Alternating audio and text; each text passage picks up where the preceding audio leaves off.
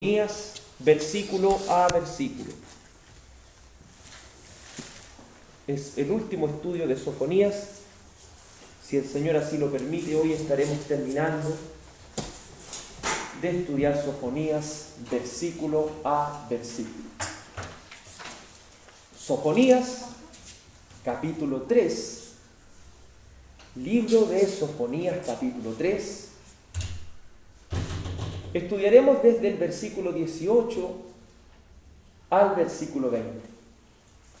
Sofonías, capítulo 3, versículo 18 al 20.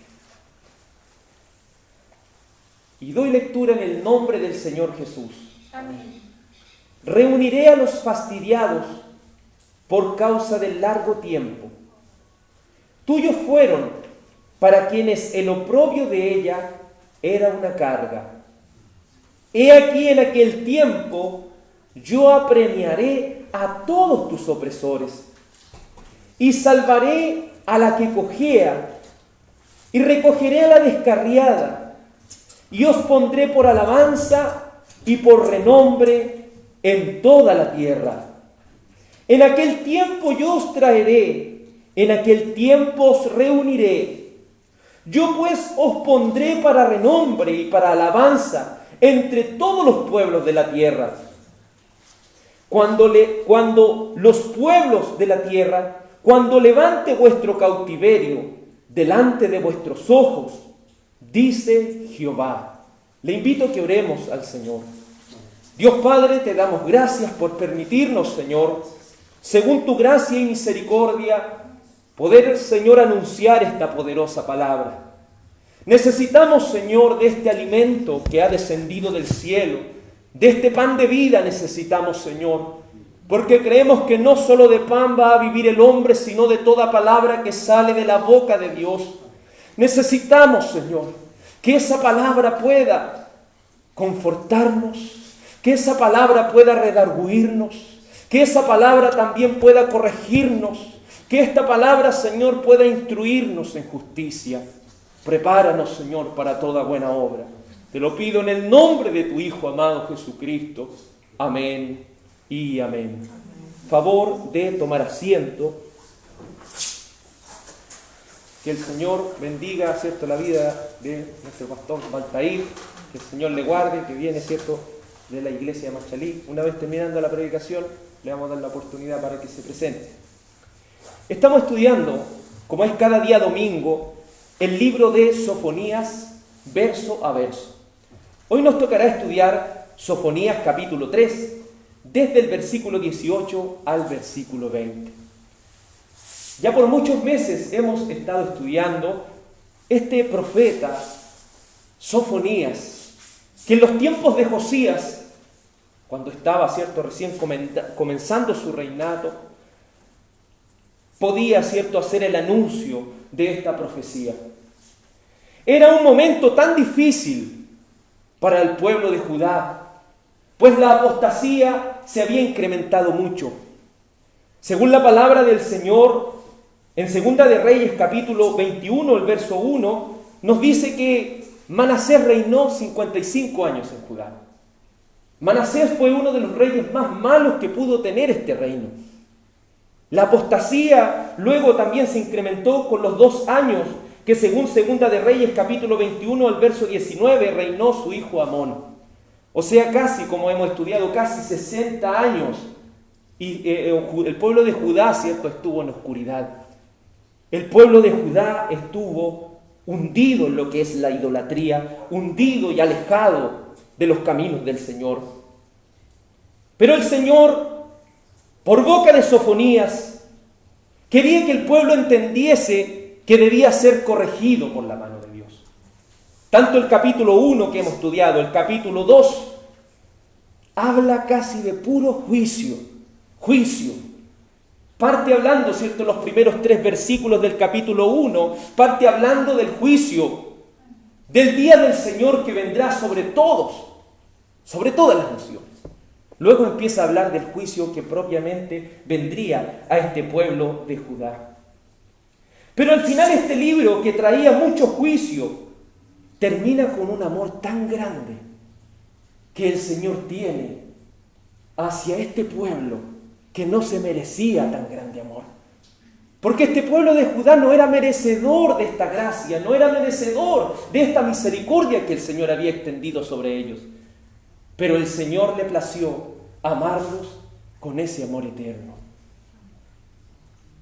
Si por un lado el juicio de Dios representa la destrucción de los malvados, para los justos quienes, refinados por el sufrimiento, puede brindar un servicio más puro por la gracia de Dios.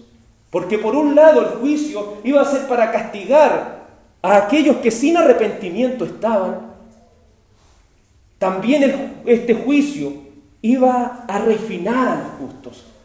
Porque no creamos que todos se habían perdido en Judá. El Señor siempre guardó un remanente escogido. Guardó aquel Judá de Dios. Y aquel pueblo que se permaneció, ¿cierto?, siendo justo y siendo llevado en cautiverio cuando esta profecía se cumpliese, ellos iban a ser refinados e iban a presentar un servicio más puro al Señor. Desde el verso 9 de este capítulo 3, hemos visto que la gracia y la misericordia de Dios es extendida en primer lugar sobre un mundo y un pueblo que no lo merece. En los siguientes versos veremos las 4 acciones con las cuales Dios restaurará a Judá, que son, cierto, desde el versículo 18 al versículo 20, las 4 acciones por las cuales Dios restaurará a Judá. La primera de ellas es que Él los iba a reunir. La segunda de ellas, que Él se iba a ocupar de los opresores. En tercer lugar, el Señor los iba a salvar. Y en cuarto lugar, Él los iba a poner, ¿cierto?, como ejemplo a las demás naciones. Lo primero de estas acciones, que debemos entender que son monergistas de Dios, porque es Dios quien rescata a Israel, es Dios quien restaura a Judá, no es Judá acercándose por sus propias fuerzas a Dios, es Dios con ese poder soberano quien toca los corazones de aquellos que iban a estar en cautiverio. Dios es quien de manera solitaria, sin ayuda, restaura a los hombres. Y con respecto a Judá podemos verlo en el libro de Isaías 49, libro de Isaías, y vaya acompañándome por medio de las Escrituras. Isaías capítulo 49, nos explicará cómo el Señor, en este acto monergista, Él trabajando para restaurar al hombre, restaura a este pueblo de Judá. Isaías 49, verso 5, dice así la palabra del Señor. Ahora pues, dice Jehová, el que me formó desde el vientre para ser su siervo, para hacer volver a él a Jacob y para congregarle a Israel. Porque estimado seré en los ojos de Jehová, y el Dios mío será mi fuerza. Dice, poco es para mí que tú seas mi siervo, para levantar las tribus de Jacob y para que restaures el remanente de Israel. También te di por luz de las naciones, para que seas mi salvación hasta lo postrero. Así ha dicho Jehová, Redentor de Israel, el santo suyo, al menospreciado de alma, al abominado de las naciones, el siervo de los tiranos. Verán los reyes y se levantarán los príncipes y adorarán por Jehová, porque fiel es el santo de Israel, el cual te escogió. Nos muestra este acto monergista que hace el Señor de salvar al hombre y trabajar en esta salvación y en esta restauración. Porque aquí dice que el Mesías, ¿qué es lo que iba a hacer? Iba a restaurar. El Mesías iba a salvar. Este Mesías, el cual había escogido, ¿cierto?, a este pueblo, iba a ser fiel con Israel. Mientras Judá permanecía infiel, Dios permanecía fiel en el pacto. Y eso es lo hermoso de esto, porque si este pacto dependiera de los hombres, ellos estarían perdidos, porque hace tiempo que ya lo habían invalidado. Pero el Señor era necesario que una y otra vez fuera renovando, ¿cierto?, este pacto con ellos. y Él por su sola gracia viniera y les salvara. Judá, por el poder soberano de Dios, sería reunido. A aquellos exiliados por el juicio de Dios serían restaurados. En aquel imperio de lo que es Babilonia, porque ahí es donde ellos serían mandados, ¿cierto? Aquel Judá de Dios, ellos se sentían afligidos, ellos se sentían sufrientes, porque estaban lejos, y esto estoy hablando, ¿cierto?, de aquel Judá de Dios. Por eso dice el verso 18 de Sofonías capítulo 3, reuniré a los fastidiados por causa del largo tiempo. ¿Cómo estaban ellos? Ellos estaban fastidiados. Esta palabra, ¿cierto?, fastidiados, también se traduce como sufrientes. Ellos se sentían afligidos, pues estaban lejos de lo que es la adoración que ellos tenían. Estando en Babilonia, y esto lo describe muy bien el libro de los Salmos, 137, describe lo que ellos en ese momento estaban experimentando una vez, estando en este juicio tan terrible. Salmo 37.1. Salmo 37.1. Dice así la Escritura. Así se sentía Judá. Se sentía sufriente, mire. Salmo 137, verso 1. Junto a los ríos de Babilonia, allí nos sentábamos y aún llorábamos, acordándonos de Sión. ¿Se fija cómo están ellos de sufrientes? Cómo ellos manifiestan el dolor. Porque para Judá, la adoración, ¿cierto?, se hacía hacia su templo, hacia el lugar donde ellos celebraban sus festividades, hacia el lugar donde el Señor, ¿cierto?, se había manifestado a ellos. Pero ellos, estando cautivos en Babilonia, una vez que esta profecía de Sofonías se cumplía, ellos estaban afligidos, ellos estaban sufrientes, y podían sentarse en los ríos de Babilonia y podían llorar, acordándose de aquel lugar donde adoraban a Dios. Sobre los sauces, en medio de ella, colgábamos nuestras arpas, y los que nos habían llevado cautivos nos pedían que cantásemos, y los que nos habían desolado nos pedían alegría, diciendo, cantadnos algunos de los cánticos de Sión. Cuando viene la corrección a nuestras vidas, como dice el libro de los Hebreos, no es causa de gozo, sino de tristeza.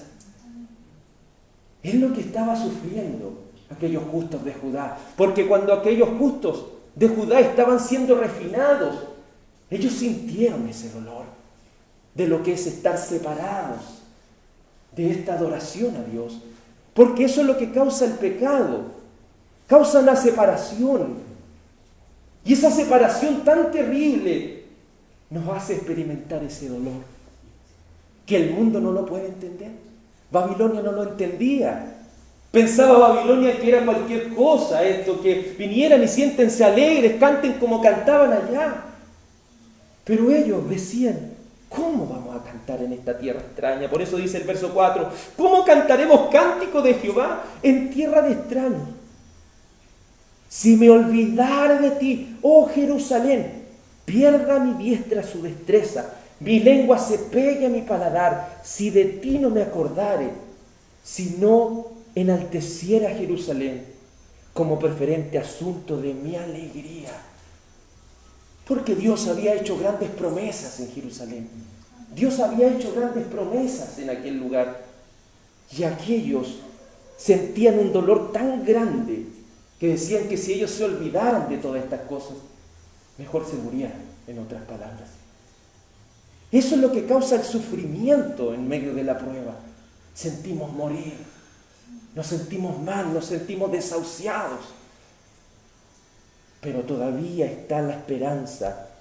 Por eso en el verso 7, en aquel lamento, ellos pueden decir, oh Jehová, recuerda contra los hijos de Edom el día de Jerusalén, cuando decían, arrasadla hasta los cimientos.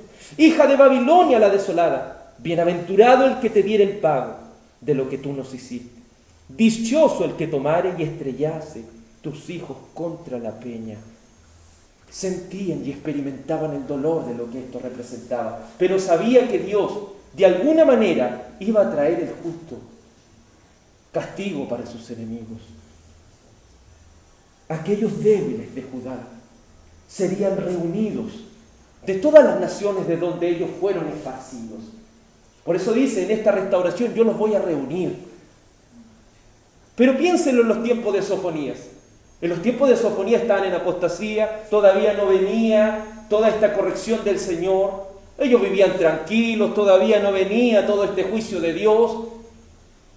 ¿Qué razón tenían aquellos que no servían a Dios de atender a estas palabras? No tenían, cierto, alguno de ellos, ni le importaba. Veamos lo que sucedió con Jeremías. Entonces vamos viendo por medio de las Escrituras que este oprobio, esta vergüenza, este sufrimiento que ellos estaban sintiendo era muy grande, pero había una promesa de restauración para ellos.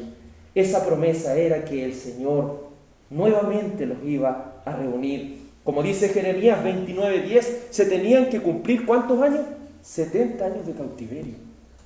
No era poco, eran 70 años que ellos debían estar expatriados, pero el Señor los reuniría nuevamente, como dice Jeremías, en el capítulo 32, el Señor los volvería a reunir, el Señor les volvería a restaurar. Dice el libro de Jeremías 32, versículo 37. Jeremías 32, 37, porque el Señor no disfruta, ¿cierto?, disciplinándonos. El Señor no disfruta, Él también nos da una esperanza, porque Él quiere que entendamos la lección. Dice Jeremías 32, 37.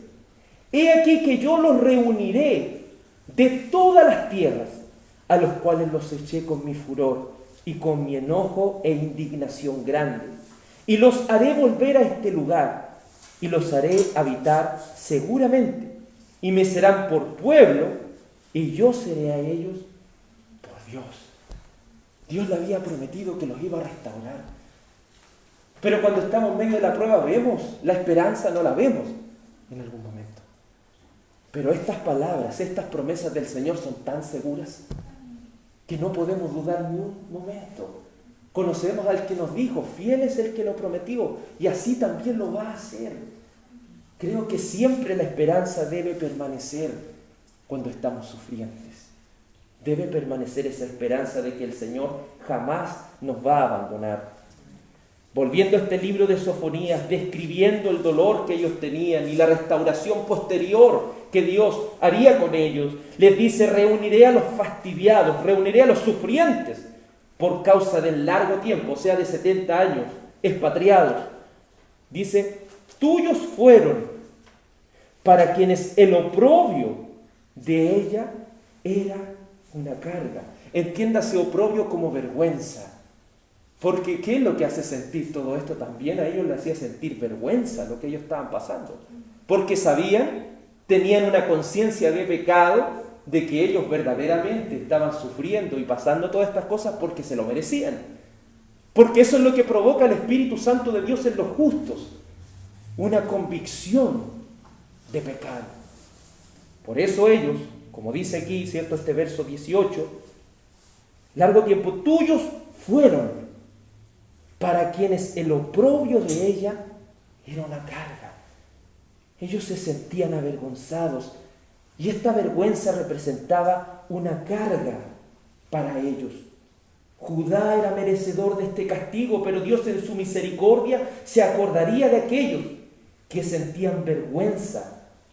¿Y por qué sentían vergüenza? Del estado en que ellos se encontraban. Porque era un estado deplorable. 70 años alejado de las cosas de Dios. Era un estado deplorable. Mire, veamos lo que Nehemías puede ver con respecto a esto. Vamos al libro de Nehemías. ¿Por qué ellos sentían esta vergüenza? Y llegaron a sentirla por su estado actual. Nehemías, libro de Nehemías, capítulo 2, verso 17, dice así. Por eso ellos sentían esto. Nehemías capítulo 2, verso 17. Les dije, pues, vosotros veis el mal en que estamos, que Jerusalén está desierta y sus puertas consumidas por el fuego. Venid y edifiquemos el muro de Jerusalén y no estemos más en oprobio. Es decir, no estemos más en esta vergüenza. Las puertas habían sido consumidas. Todo lo que ellos tenían, la prosperidad que el Señor le había dado, estaba en el suelo ahora. Es la tristeza, no sé si a usted le ha tocado vivir eso. A nosotros, ¿cierto? Como familia nos tocó en algún momento cuando se nos quemó la casa, donde pasamos nuestra infancia, donde vivimos tantas cosas. Al verla totalmente consumida, era una tristeza. Era algo, ¿cierto? Porque tantos momentos que uno pasó ahí, tantas cosas. Y es lo mismo que pasa aquí con este pueblo de Judá cuando vuelve y ve todo en el suelo. Para ellos era un estado deplorable en los cuales se encontraban. Siempre para que algo sea restaurado es porque está bien o está mal, es porque no está en un buen estado. Lo que necesita ser restaurado es algo que no está en un buen estado. Pero es el Señor con su poder quien restaura todas las cosas. Al reconocer nuestro estado, reconocemos los débiles y miserables. Sentimos el sufrimiento y la vergüenza que significa vivir alejados de Dios por causa del pecado. Jamás seremos verdaderos cristianos ni experimentaremos una genuina restauración hasta que Dios nos convenza de pecado y nos restaure por su Espíritu Santo. Y eso solo lo hace el Espíritu de Dios. Porque nadie nunca va a ser restaurado hasta que el Espíritu de Dios le convenza de que su situación espiritual es deplorable. Y eso es lo que cada uno de nosotros debe reconocer, nuestra miseria. Como dice Mateo capítulo 5, versículo 3, bienaventurados los pobres de espíritu. Mientras no reconozcamos nuestra pobreza espiritual, mientras no reconozcamos nuestra miseria, nunca seremos verdaderos cristianos, porque eso es una obra del Espíritu Santo de Dios, porque San Juan capítulo 16 versículo 8 dice que Él, el Espíritu Santo, convencerá al hombre de pecado, por cuanto no creen en mí. El estado espiritual del hombre es tan deplorable que está muerto, que solamente el Espíritu de Dios lo puede vivificar y convencerlo de que su pecado lo aleja de Dios, de que su pecado lo tiene en un estado que no puede responder a este llamado. Y una vez que el Señor nos hace experimentar esta miseria, esta debilidad, nos muestra nuestra verdadera condición, Él nos restaura y se cumple lo que iba a hacer con Israel, que lo que le iba a hacer con Judá, los iba a reunir. Es decir, nos iba a juntar en el redil. Por eso el Señor, cuando hace esta restauración en nosotros, no solo nos deja apartados, sino que nos pone en comunión con otros cristianos. Porque el Señor no solo quería restaurar las vidas de los judíos, ¿cierto?, expatriados y alejados el uno del otro, sino que los iba a juntar nuevamente, como es y como debe estar el pueblo de Dios. Aquellos que hemos sido reunidos por Dios, reconocemos este proceso que el Señor ha hecho en nosotros. Porque todo lo que ha hecho en nuestras vidas, el Señor ha sido bueno. Cada cambio, cada transformación que su Espíritu Santo ha obrado en nuestras vidas, desde el comienzo ha sido un gran cambio en nuestras vidas. Volviendo, ¿cierto?, a este libro de Sofonías, capítulo 3, ahora el verso 19 dice: He aquí en aquel tiempo yo apremiaré a tus opresores. Si bien esta traducción, Reina Valera 1960, esta palabra no es muy acertada, la mayor cantidad, ¿cierto?, de los escritos, y tomé la Reina Valera revisada, dice, en vez de apremiaré, dice, me ocuparé de todos tus opresores. Ahí, ¿cierto?, es un poco más claro. he aquí en aquel tiempo yo me ocuparé de todos tus opresores. Así dice esa versión, es mucho más clara. Es porque el Señor verdaderamente, ¿qué es lo que hace? Se ocupa de todos los enemigos que tenemos. ¿Y cuáles son los enemigos que tenemos nosotros? Porque los de Judá fueron todas las naciones que estaban a su alrededor. Fueron los que querían imponerse, ¿cierto?, en medio de ellos para cambiar sus costumbres, ponerse en medio de ellos y unirse a ellos para alejarlos de los caminos del Señor.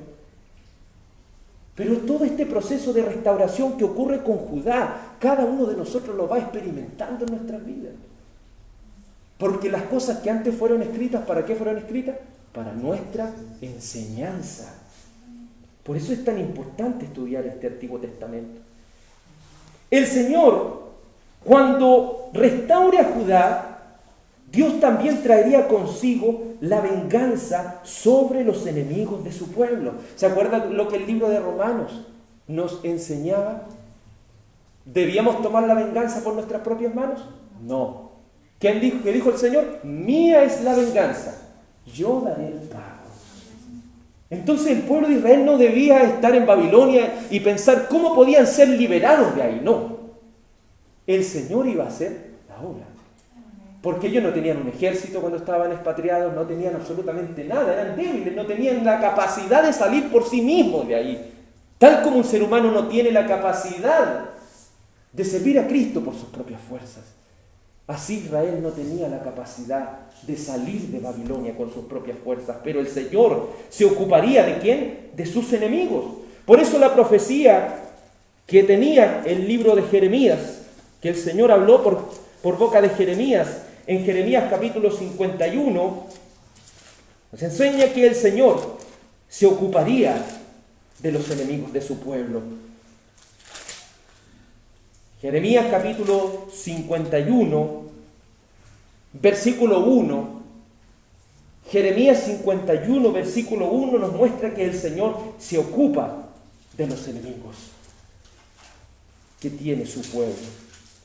Jeremías 51, versículo 1 dice: Así ha dicho Jehová, he aquí yo levanto un viento destruidor contra Babilonia y contra sus moradores que se levantan contra mí.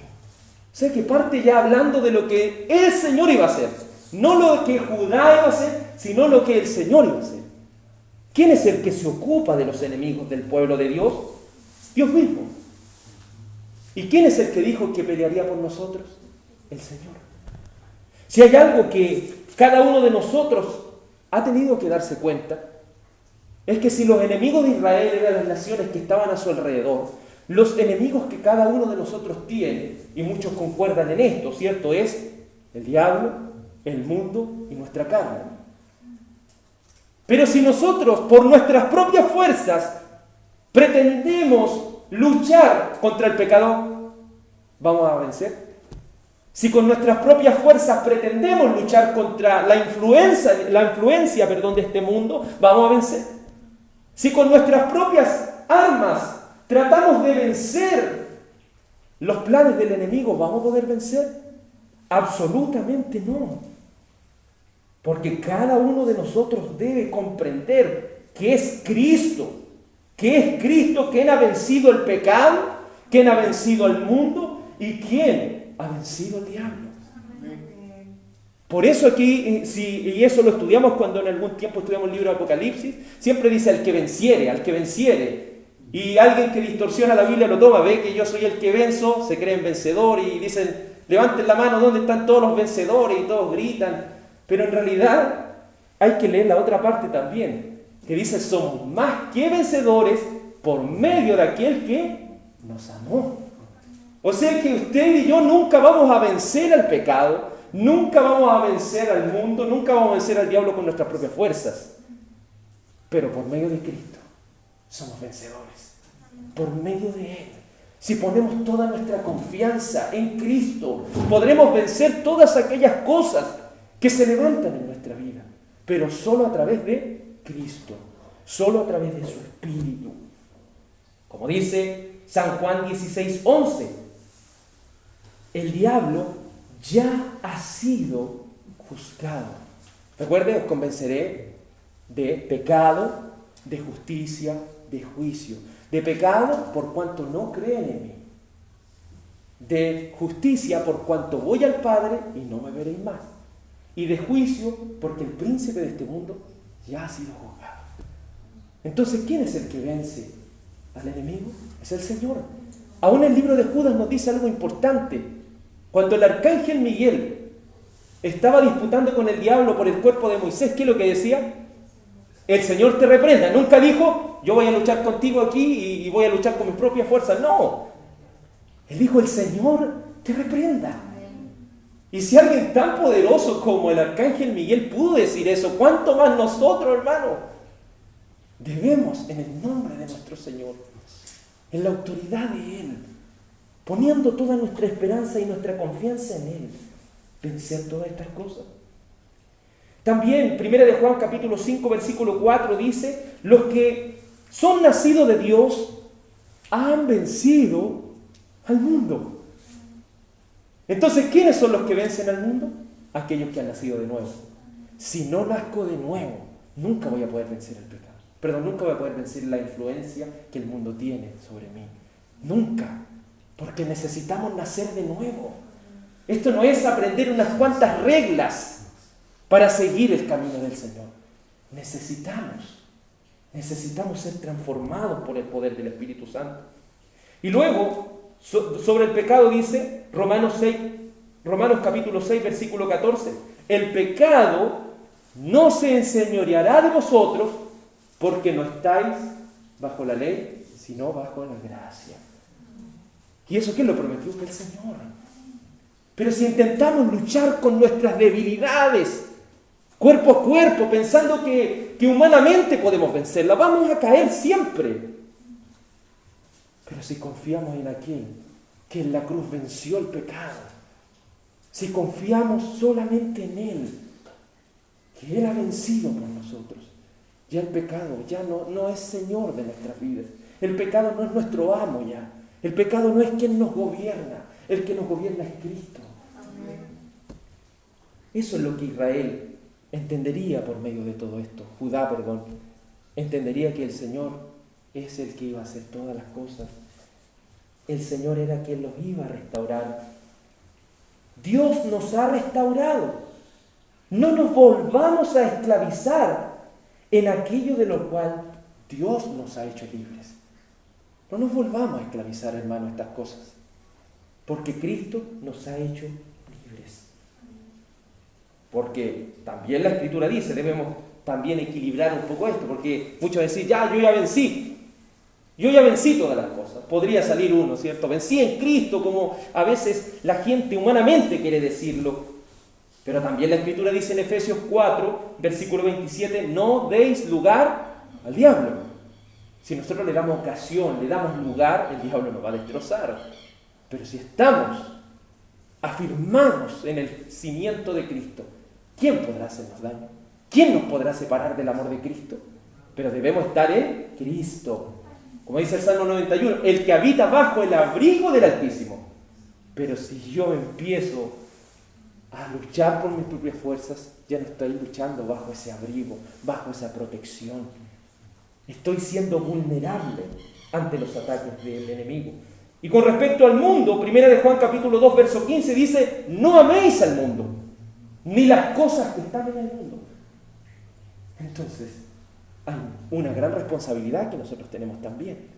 Cristo, por medio de Él somos vencedores, pero tenemos una gran responsabilidad por medio de su palabra.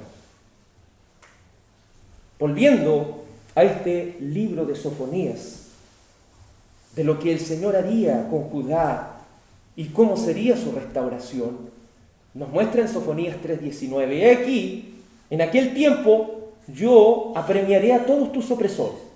O sea, el Señor le daría el pago a sus enemigos. Y salvaré a la que cojea y recogeré a la descarriada. ¿Se fija cómo comienza esta salvación del Señor? Porque en tercer lugar, ¿qué es lo que va a hacer? Él los va a salvar. Su restauración opera con aquella salvación.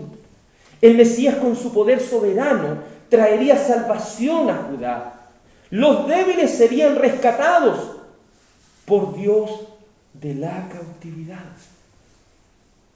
Por eso, ¿cierto?, el apóstol Pablo, poniendo lo mismo que estamos aprendiendo por medio de Sofonías, que el Señor iba a rescatar a lo débil, también dijo: ¿acaso Dios no ha escogido lo débil de este mundo? Dice la primera de Corintios. Lo vil de este mundo escogió Dios para avergonzar a lo fuerte. Porque no somos muchos sabios, no somos muchos poderosos entre nosotros, porque el Señor escogió lo más débil. Y aquí estamos los débiles, los que hemos sido restaurados por el poder del Espíritu de Dios, aquellos que ninguna fuerza encuentran en sí mismos, aquellos que deben aprender a depender totalmente de Dios. Judá iba a ser salvado, iba a ser rescatado de aquella cautividad. Y el Salmo 126 nos muestra este rescate que el Señor hace con ellos. Salmo 126. Porque la salvación del Señor es algo tan grande para nosotros. Dice el Salmo 126, versículo 1. Cuando Jehová hiciere volver la cautividad de Sión, seremos como los que sueñan. Entonces nuestra boca se llenará de risa y nuestra lengua de alabanza. Entonces dirán entre las naciones: grandes cosas ha hecho Jehová con estos.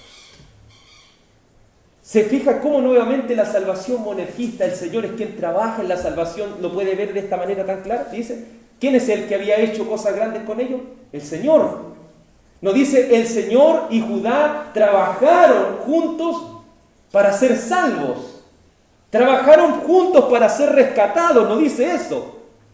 Dice: cuando Jehová hiciere volver la cautividad de Sión, seremos como los que sueñan. Porque cuando alguien es salvo por la gracia de Cristo, cuando alguien es restaurado, ¿qué es lo que produce? Gozo. Porque está ese gozo de nuestra salvación. Está esa alegría que el Señor ha puesto en nuestros corazones. De que nos haya mirado sin tener algo atractivo, sin tener algo que ofrecer. El Señor nos ha mirado. Como dijo María, ha mirado la bajeza de su siervo. Eso es lo que ha mirado y ha contemplado el Señor. Pero con ese amor nos ha salvado. Vemos que en esos tiempos de Nehemías, ellos estaban tan débiles, hermanos. Estaban tan disminuidos que Nehemías, capítulo 4, versículo 2, nos muestra la salvación que el Señor hizo con ellos.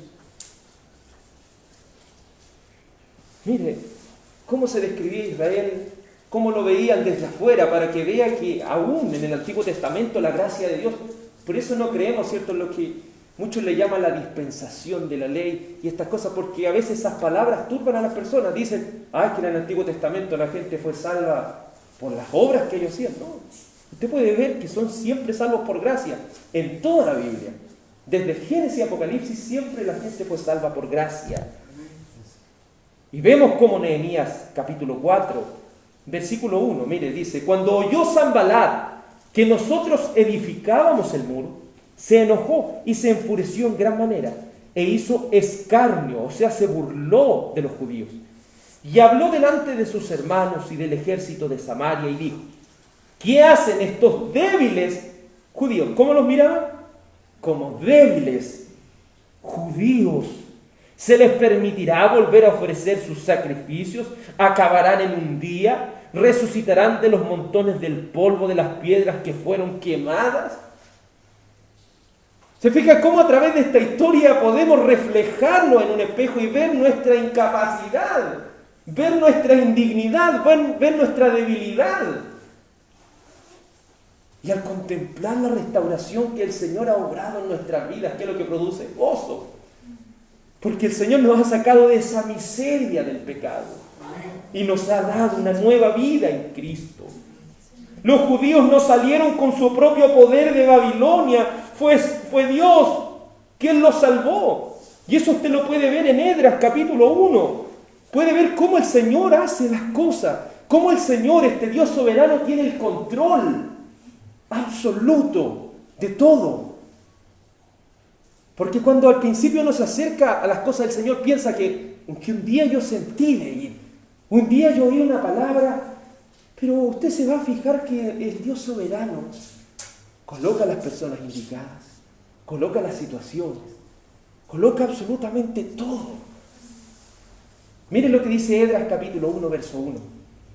En el primer año de Ciro, rey de Persia, para que se cumpliese la palabra de Jehová por boca de Jeremías, despertó, ¿qué cosa? ¿Quién? Despertó Jehová el espíritu de Ciro, rey de Persia, el cual hizo pregonar de palabra y también por escrito por todo su reino, diciendo: así ha dicho Ciro, rey de Persia: Jehová, el Dios de los cielos, me ha dado todos los reinos de la tierra y me ha mandado que le edifique casa en Jerusalén, que está en Judá. ¿Cómo el Dios soberano puede operar en la salvación de su pueblo? Tocando el corazón de un rey que ni siquiera, cierto, era alguien judío, ni siquiera tenía que ver, pero sí había sido profetizado de mucho antes para que esto se cumpliese. ¿Y quién es el que movió todas las cosas? El Señor.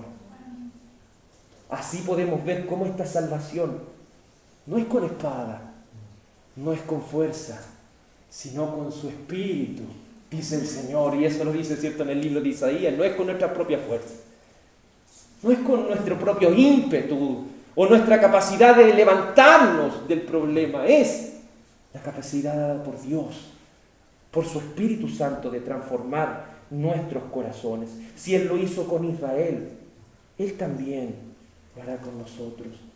Y eso lo podemos ver, como estas salvaciones del Señor, que solamente con una palabra tan simple que dice Mateo capítulo 1, podemos ver que esta salvación no ha sido diferente. El Dios del Antiguo Testamento no ha cambiado. Hay algunos que se han atrevido a decir: me gusta el Dios del Nuevo Testamento, pero el del Antiguo se nota que no han ni siquiera dispuesto su corazón a entender las cosas. Mateo capítulo 1, versículo 21, dice así. Mateo 1, 21. Y dará a luz un hijo, y llamará su nombre Jesús, porque Él salvará a su pueblo de sus pecados. La salvación, como le dije en Monergista, Él es quien nos salva, porque Él salvará a su pueblo de sus pecados. No es usted trabajando con Él, es Él salvándonos. Es Él salvando nuestras vidas de las garras de ese pecado que nos tenía tan muertos y tan podridos. Y en cuarto lugar, ¿cierto? Volviendo a Sofonías, en cuarto lugar, con respecto a la restauración, Sofonías capítulo 3, verso 19 dice: y os pondré por alabanza y por renombre en toda la tierra. ¿Qué dice? Y os pondré por alabanza y renombre por toda la tierra. Pero se fija que hemos estado hablando de debilidad, hemos estado hablando de bajeza, hemos estado hablando de nuestra indignidad, hemos estado hablando de que no había nada bueno en nosotros que el Señor mirara para salvarnos. Ni siquiera teníamos alguna capacidad de por nosotros mismos hacer algo. Éramos tan bajos, tan viles. Pero mire cómo algo tan vil, en lo que se había transformado Judá, y lo que es cierto, los antiguos versículos, anteriores versículos lo hemos visto. Mire lo que hace el Señor en esta restauración. Los pone por alabanza y renombre en toda la tierra. En esta restauración Dios le daría valor, porque gloria se traduce también como valor, y en muchas iglesias pentecostales dicen cuánto dan la gloria y piensan que la gloria es levantar una mano solamente, pero la gloria es el valor, es reconocer el valor que tiene Dios. Pero aquí el Señor no solo nos muestra a través de las Escrituras el valor que Él tiene, sino como Él también le da valor a algo que no lo tiene. Y el Señor en su restauración sobre Judá le daría un valor a un pueblo débil, a un pueblo humillado y a un pueblo incapacitado. Porque así vemos a este Judá. Lo vemos como un pueblo débil, como un pueblo que en Babilonia estaba humillado y como un pueblo incapaz de poder volver a su nación con sus propias fuerzas. No podemos ver en un espejo nuestra propia vida de lo que el Señor ha hecho en nosotros. El Señor haría de este pueblo que no tenía nada, traería sobre ellos alabanza, renombre. Es decir, Dios volvería a hermosear con su poder y su misericordia aquello que era vil y despreciado.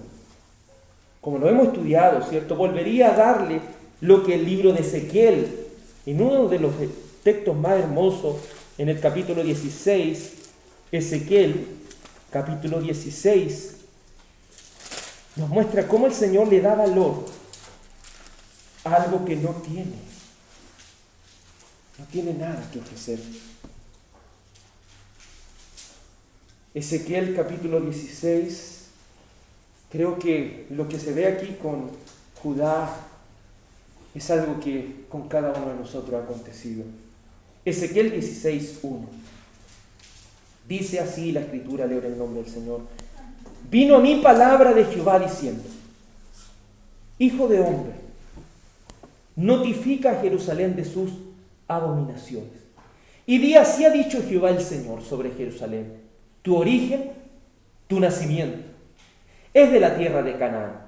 Tu padre fue un amorreo y tu madre una hetea. Y en cuanto a tu nacimiento, el día que naciste, no fue cortado tu ombligo, ni fuiste lavada con aguas para limpiarte, ni salada con sal, ni fuiste envuelta con fajas. No hubo ojo que se compadeciese de ti para hacerte algo de esto, teniendo de ti misericordia, sino que fuiste arrojada sobre la faz del campo, con menosprecio de tu vida en el día que naciste. Y yo pasé junto a ti y te vi sucia en tus sangres. Y cuando estabas en tus sangres te dije: vive. Sí, te dije, cuando estabas en tus sangres, vive. Te hice multiplicar como la hierba del campo, y creciste y te hiciste grande, y llegaste a ser muy hermosa. Tus pechos se habían formado y tu pelo había crecido, pero estabas desnuda y descubierta. Y pasé yo otra vez junto a ti y te miré, y hice que tu tiempo, que tu tiempo era tiempo de amores, y extendí mi manto sobre ti, y cubrí tu desnudez. Y te di juramento, entré en pacto contigo, dice Jehová el Señor, y fuiste mía. Te lavé con agua, y lavé tus sangres de encima de ti, te ungí con aceite, y te vestí de bordado, te calcé de tejón, te ceñí de lino, y te cubrí de seda. Te atavié con adornos, y puse brazaletes en tus brazos, collar a tu cuello, puse joyas en tu nariz y zarcillos en tus orejas, y una hermosa diadema en tu cabeza. Así fuiste adornada de oro y de plata, y tu vestido era de lino fino, seda y bordado. Comiste flor de harina de trigo, miel y aceite, y fuiste hermoseada en extremo. Prosperaste hasta llegar a reinar. Y salió tu renombre entre las naciones a causa de tu hermosura, porque era perfecta a causa de mi hermosura que yo puse sobre ti, dice el Señor. ¿No es acaso nuestra historia de indignidad, de vileza, antes de venir a Cristo?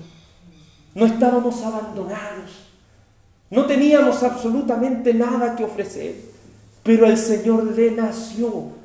Muchos se preguntan por qué el Señor nos salvó. Y la Biblia tiene la respuesta: por el puro afecto de su voluntad. Por el puro afecto de su voluntad el Señor nos ha amado. Y después usted puede ver algo que estaba tan mal, en mal estado, alguien tan abandonado, que nadie ni siquiera se compadecía de ello. Y el Señor pudo darle una hermosura de la cual todas las naciones podían ver. Como el Señor, y aquí es la palabra importante, la clave está en el verso 14, la última parte, que dice: de tu hermosura porque era perfecta a causa de mi hermosura que yo puse sobre ti. Tenemos un Dios que es santo y que santifica cosas que no lo son. Porque eso significa, ¿cierto?, la obra de santificación. El Señor toma algo que no es santo y le da valor. Le da valor a algo que no lo tiene. Antes no teníamos ningún valor, hermano. No teníamos ningún valor, hermano. Pero el Señor ha puesto una hermosura en nosotros. Esa hermosura de su salvación en nuestras vidas. Ese Espíritu Santo de Dios, el que transforma nuestros corazones y nuestras vidas. Él ha puesto su hermosura en nosotros. Pero muchos cristianos han olvidado esto, y esto es lo que muchas veces duele. Me he topado con muchas personas que son cristianos y se han olvidado de dónde el Señor los sacó. Es triste ver a algunos que ven quizás a una persona del mundo y la desprecian, olvidando que el Señor los sacó de ahí mismo. Da tristeza ver muchas veces que los cristianos han ignorado a aquella persona, dicen, no, son mundanos que no tienen esperanza, ignorando que nosotros estábamos en el mismo estado. Pero si el Señor puso esta hermosura en nosotros, es para testimonio aquí a las naciones. Y eso es lo que está diciendo aquí la palabra. Esta hermosura no era para que ellos se engrandecieran como lo hicieron. Si usted lee los versículos posteriores, usted se va a dar cuenta que esta hermosura llevó a Judá ¿a qué? A olvidarse y a pensar que siempre nació en una cuna de oro, si lo podemos decir, ¿cierto? Un buen chileno. Pero se había olvidado de dónde el Señor nos había sacado. Eso aconteció con Judá. Pero eso también lo podemos ver en la iglesia. ¿Por qué? Porque el pueblo de Dios, la iglesia del Señor, es ese reflejo. Mire lo que dice Apocalipsis, capítulo 19. Apocalipsis, capítulo 19, que nos va a esclarecer aún más esto. Cómo esto de Judá, lo que vivió Judá, lo podemos ver también nosotros. Apocalipsis, capítulo 19, versículo 7, dice así la Escritura. Apocalipsis 19, 7. Gocémonos y alegrémonos y démosle gloria porque han llegado las bodas del Cordero y su esposa se ha preparado. Ella se le ha concedido que se vista. Dice, tenía el lino fino. No, a ella se le ha concedido que se vista de lino fino, limpio y resplandeciente. Porque el lino fino es las acciones justas de los santos. Esa es la hermosura en el comportamiento. Porque si el Señor ha depositado en nosotros ese valor debe reflejarlo a Él. Lo que Cristo ha puesto en nuestros corazones, si hemos nacido de nuevo, debe ser el reflejo de Él. Debemos ver en cada uno de nosotros un pedacito de Cristo. Debemos ver en cada uno de nosotros un pedazo de Cristo en nuestras vidas. Nuestra familia, nuestros vecinos, nuestros compañeros de trabajo, la gente que está a nuestro alrededor debe ver un pedacito de Cristo en nosotros. Pero muchas veces el creernos mejor que los demás nos ha llevado a olvidar de dónde el Señor nos sacó. Si Dios nos ha restaurado, es porque estábamos en mal estado. No olvidemos esto, hermano. Luego vemos por medio de las Escrituras el último verso de Sofonías 3:20. Sofonías 3:20. Sofonías 3:20, el verso 20 es un resumen de lo que hemos visto. El cual parte así. En aquel tiempo yo os traeré. ¿Se fija al principio? Yo los iba a reunir. En aquel tiempo yo os traeré, en aquel tiempo os reuniré. Yo pues os pondré para renombre y alabanza entre todos los pueblos de la tierra, cuando yo levante vuestro cautiverio delante de vuestros ojos, dice Jehová. Dios por medio de su Mesías traería la restauración, como lo vimos, ¿cierto?, anteriormente en Isaías 49:5. Él nos mostró que a través de su gracia irresistible nos traería a Él.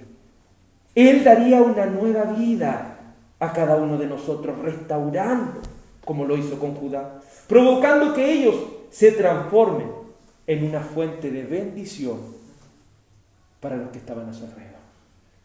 ¿En qué debemos transformarnos como un reflejo de lo que Cristo ha hecho en nosotros? En bendición para los que están a nuestra alrededor. ¿Somos bendición para nuestra familia? ¿Somos bendición para nuestros compañeros de trabajo? ¿Somos bendición para la gente que está a nuestro alrededor? Y cuando hablo de bendición no estoy hablando solo de palabras materiales. Estoy hablando de lo que Cristo, por medio de las Escrituras, también ha puesto en usted y en mí. Estamos reflejando en nuestras obras esto hermoso que Cristo ha hecho. Y hay una promesa para Judá con respecto a esto. Porque ellos, ¿qué debían hacer una vez que el Señor los restaurara? Vamos al libro de Zacarías. Debían reflejar a Cristo. Debían reflejar al Mesías. Debían reflejar a Dios. Zacarías, capítulo 8, nos muestra que lo que estaba diciendo Sofonías no era solamente una metáfora, era algo que debía cumplirse. Por eso le usó un profeta. Zacarías, en el capítulo 8, Zacarías 8, verso 22, dice así la Escritura. Vamos a leer desde el verso, 20. Zacarías, capítulo 8, versículo 20, dice así. Así ha dicho Jehová de los ejércitos. Aún vendrán pueblos y habitantes de muchas ciudades, y vendrán los habitantes de una ciudad a otra y dirán, vamos a implorar el favor de Jehová y a buscar a Jehová de los ejércitos. Yo también iré. Y vendrán muchos pueblos y fuertes naciones a buscar a Jehová de los ejércitos en Jerusalén y a implorar el favor de Jehová. Así ha dicho Jehová de los ejércitos. En aquellos días acontecerá que 10 hombres de las naciones, de toda lengua, tomarán de su mano a un judío diciendo, iremos con vosotros, porque hemos oído que Dios está con vosotros. Los judíos se iban a transformar en una fuente de bendición para los que estaban a su alrededor. Tal que las demás naciones, por muy poderoso que fueran, lo iban a tomar de la mano. Y le iban a decir, yo voy a ir donde tú estás, porque yo sé que Dios está contigo. Se fija que ese reflejo, ¿qué es lo que hace ese reflejo de la gloria de Cristo en nuestros corazones? ¿Hace resaltar lo que nosotros somos o hace resaltar lo que Cristo ha hecho? ¿Se fija? Hace resaltar lo que Cristo ha hecho en nosotros. Por eso ellos, ¿qué es lo que reconocían? Lo que Dios había hecho con Judá. No vamos a adorar con Judá porque creo que Judá tiene un buen espíritu, no. Vamos a adorar con Judá porque yo sé que Dios está con ellos. ¿Podría acaso decir un vecino eso de usted? ¿Podría acaso decir un amigo, un primo, un hermano, un padre, una madre, un abuelo, alguien de nuestra familia? ¿Puede decir acaso su enemigo estando en una condición difícil o un momento difícil en su vida? ¿Podría decirle eso? Yo quiero tener eso que tú tienes. Yo quiero tener eso que Dios te ha dado a ti. Reflejemos a Cristo en nuestras vidas. Dios te ha transformado, Dios te ha restaurado, Dios te ha sacado de tu miseria. Estás siendo una fuente de bendición, una luz en un mundo que está en oscuridad. Recuerde la enseñanza de Cristo. Una luz no se puede esconder debajo de la cama. Una luz no se puede esconder debajo del almohada. La luz tiene que estar encima para que todos puedan verla. ¿Estamos siendo luz? Le dejo esa inquietud y esa pregunta. Vamos a orar y a darle gracias al Señor. Dios Padre, te agradecemos por este estudio que nos has dado, Señor, del libro de Sofonías. Un libro, Padre, que ha sido muchas veces rechazado o despreciado por ser tan corto, pero que podemos ver las abundantes riquezas de su gracia. Podemos ver cómo las doctrinas de la gracia, Señor, se van cumpliendo. Y las podemos ver, Señor, de manera tan clara y evidente. Te suplicamos, Señor, que no seamos tan solamente oidores, sino hacedores de tu palabra. Ayúdanos, Señor. No queremos que ser un hipócrita que solamente por fuera, Dios mío, haga estas cosas, sino que desde nuestro interior, por amor de tu nombre, ayúdanos a hacer luz y no tinieblas. Que la gente pueda ver a Cristo en cada uno de nosotros. Te lo suplicamos, Señor, te lo rogamos, Dios mío. Y si alguien que está aquí no ha nacido de nuevo, te suplico, Señor, que toques sus corazones, pues solamente tú puedes hacerlo. Solamente tú puedes dar vida, Señor, a aquellos que están muertos en su delito y pecado. Ayúdanos, Dios mío, a hacer todas estas cosas para tu gloria y para tu honra. Te pido, Señor, que tu gracia, tu paz y tu bendición sea sobre cada una de nuestras vidas. En el nombre del Señor Jesucristo. Amén y amén. Gracias, Señor, por esta reunión. Hemos terminado, ¿cierto?, la reunión. Le voy a pedir, mis hermanos, que se queden un momento, que el pastor Baltair se va a presentar. Nos va a decir, ¿cierto?, unas palabras. Es un gusto estar aquí con los amigos hermanos. Hemos escuchado de ustedes aquí y con mucha alegría. Y pastor Daniel está con nosotros acompañando un poco más también la iglesia en Machalí. Y quizás pronto estaremos juntos por alguna ocasión, ¿no? Mas que Dios les bendiga mucho y que sigan creciendo aquí también como ya están. Con el mensaje que tiene que, la predicación que escucho aquí, y ustedes escuchando también, no hay duda que Dios está operando crecimiento. ¿Ah? Y sea Él alabado a través de la vida de ustedes aquí todos. Dios les bendiga. Amén. Amén.